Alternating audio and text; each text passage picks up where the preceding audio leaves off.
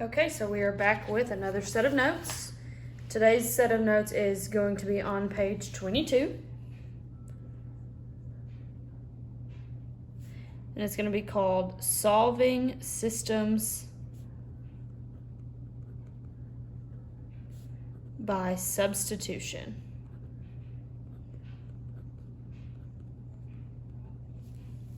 Solving Systems by Substitution. So, before we actually tape down the notes, last time we did solving systems by graphing. So, here's what that actually looked like. We graphed two lines on the same graph, and we were trying to identify the solution, which is the point of intersection of those two lines that we graphed. And it's always an ordered pair. So this one would be, for example, 2, 1. What we're going to do today in this set of notes is basically the same thing, but we're going to, instead of graphing it, we're going to use a method called substitution. So we're still going to get the ordered pair of 2, 1. We're just not going to physically look at the graph, okay? So it's just another method in order to solve systems. So here are the set of notes that we're going to do. It's a full sheet of paper. You'll just fold it in half and tape it down onto page 22. So go ahead and do that now.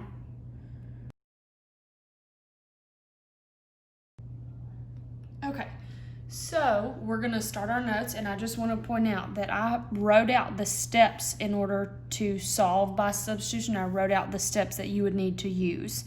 So we're going to kind of talk through these and look at example 1 at the same time, and then we'll actually do example 1. So for the first step, we have to solve one of the equations for either x equals or y equals. That's talking about these two right here.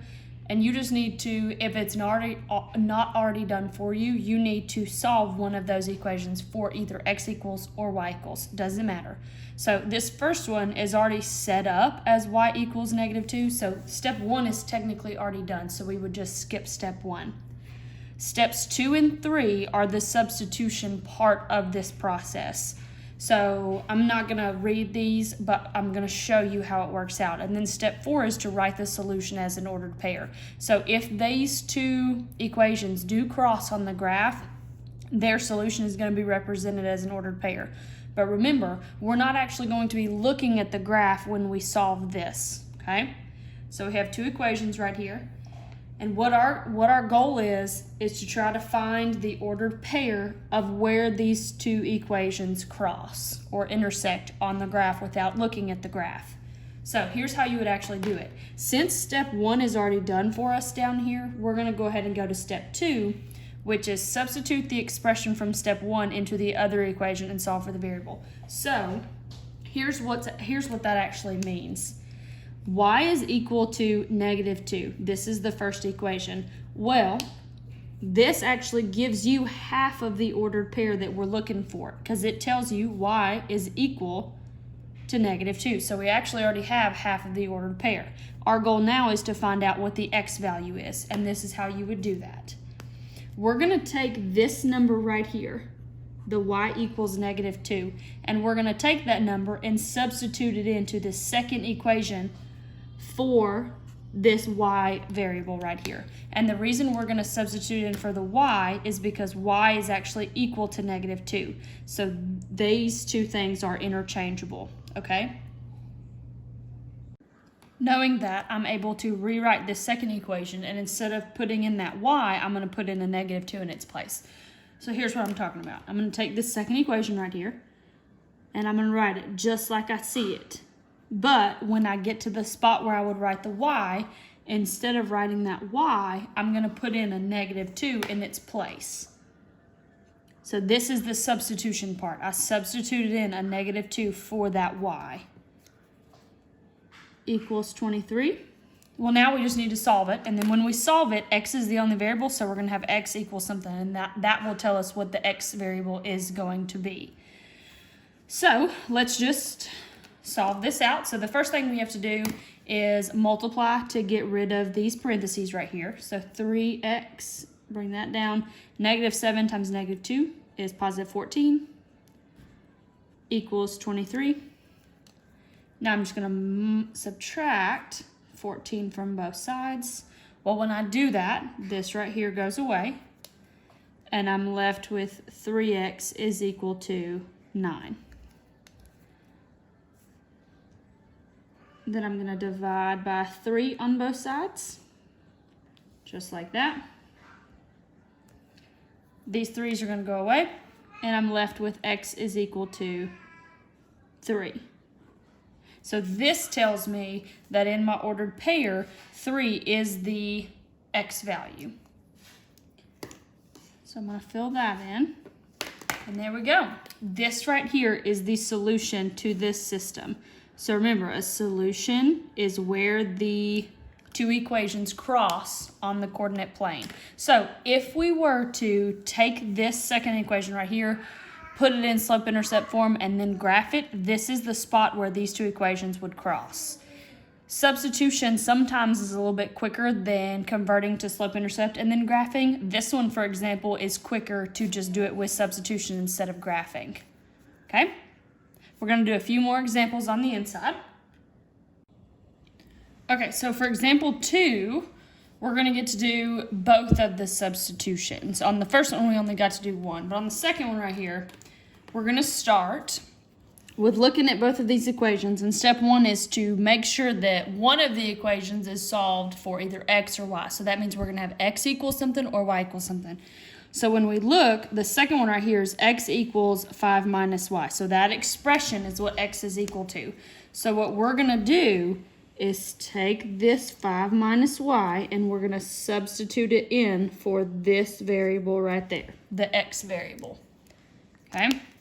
So I'm going to write out what that looks like right over here to the right. And also, I forgot to mention, remember that we're after the ordered pair. This is our ultimate goal.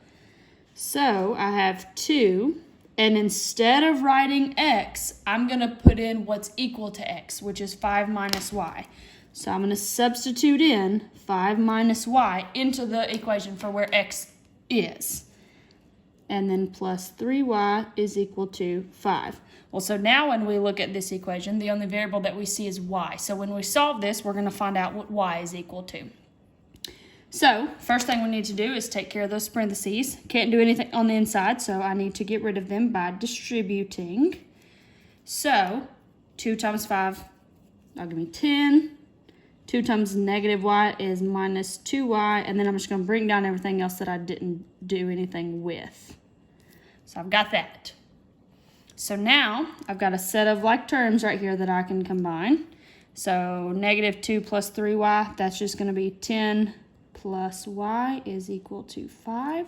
That's 1y, because negative 2 plus 3 is 1. So now, in order to get that y by itself and finish solving, I just have to get rid of that 10.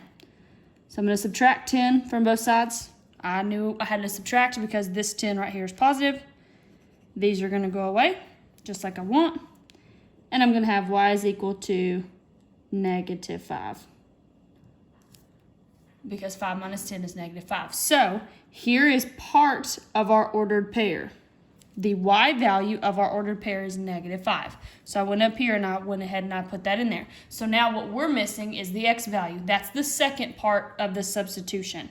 So what you have to do now is take this y value and you need to substitute it back into one of these equations to figure out what the x value is. Now, one equation is way easier than the other, and it's the second one. This second one is the better one to substitute in for because it's already solved for x. So you just plug in that number and then you just do some order of operations, and then there you go. So that's what we're going to do. So we're going to take this second one right here. And now, instead of substituting in for x, I know what this y is equal to. The y is equal to negative 5. So I'm just going to put in a negative 5 in that spot right there. So x is equal to 5 minus, and instead of putting in that y, I'm going to substitute in this negative 5 right here that we got from over here. And then we just simplify. So this is 5 minus negative 5. So you can think about this as two negatives make positive because this is distributing a negative 1. So 5 plus 5, which is 10. So that's my x value. So when you talk about the solution, remember it's the spot where these two equations cross on the graph. This is the solution. This is what we're looking for. So it has one solution. Okay? I'm going to do one more with you. So it'll be example 3, and then I'm going to let you try example 4 on your own. So let's head down there to example 3. This time it's like a very small word problem, but we'll work through it. So word problems, they're not that difficult. We just got to pick up the important information.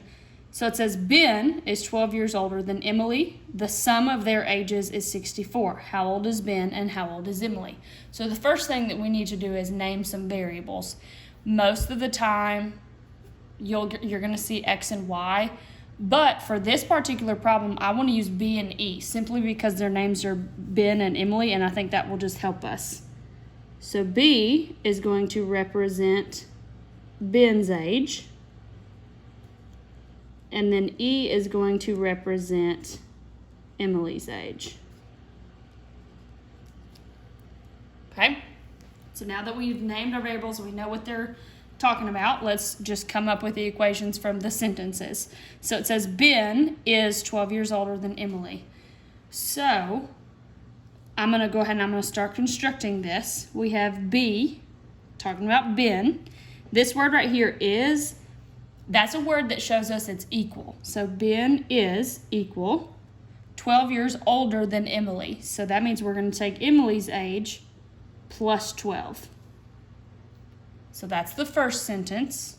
And then the second sentence says the sum of their ages is 64. So sum, we have to know, that's addition. And then here's this word again, is. That means equal to. So if I'm going to add their ages together, so that's B plus E, that's going to be equal to 64. Okay? Now, if we were to take away this word problem, this is exactly what we've been doing. Okay? So let's check to see if we have one equation that's already solved for, which we do. It's this first one. It's solved for B. So what I can do is take E plus 12 right here, and I'm going to substitute in for that B right there. So I'm going to come over here on the side, and I'm going to do, instead of writing that B, I'm going to put in parentheses E plus 12. Because remember, what I did was I took that B out and I substituted in E plus 12 in its place. And then I'm going to finish writing that equation. So plus E equals 64. Well, now we just need to simplify and then solve. Notice that the only variable we see is now E. So when we solve this, we're going to figure out how old Emily is. So first thing, we have to get rid of these parentheses. There's an understood 1 right there. So when we distribute a positive 1, nothing's going to change. So I'm just going to bring down that E plus 12, and then I'm going to bring down everything else. If you forget that little trick, just multiply. It's going to take like 2 seconds, and you'll be fine. Now I've got some like terms right here that I want to combine. That's 1E plus 1E, so that's going to be 2E plus 12 is equal to 64. So remember, the goal is to get that E by itself, so I need to subtract 12 from both sides. That's going to get rid of these 12s. And I'm going to have 2E is equal to, that's 52. Divide by 2. And E is equal to 26. So E is equal to 26. That tells us how old Emily is. So now that answers that question. How old is Emily? Now we got to backtrack and get how old is Ben. So we've been doing this already. We're going to take this one and substitute it in to our first equation right here to figure out how old Ben is. But instead of putting that E, I'm going to put 26 in its place. So I'm going to put 26 and then plus 12. So then we just simplify. 26 plus 12 is 38. So that means Ben is 38 and Emily is 12. So here's what I want you to do right now. I want you to take a couple of minutes, pause this video, and do example 4. Once you get done, go ahead and push play and I'll have the answer for you. And there you go. So I did make a mistake and I couldn't find my whiteout. That should be a minus 12 because when I combined like terms, I had negative 18 plus 6, which is negative 12y. But everything else looks good. So all I did was I substituted in, I solved it, and I got my y value. So that's the y value in our ordered pair up here at the top. And then I backtracked to substitute back into the first equation so that way I could find out what the x value is. So there's two substitutions involved. This is the first one. The first one's usually the longer one, and then the second one is typically just a short, plug it in, check what the number is, and you're good to go. So if these examples confused you, or you need a little bit of help, or maybe a different way to hear it be explained, I added these videos right here for you to watch for extra help. So these are shortened URLs. So if you need to get some extra help, these are 3 great videos for you to watch. Khan Academy, everybody's heard about that.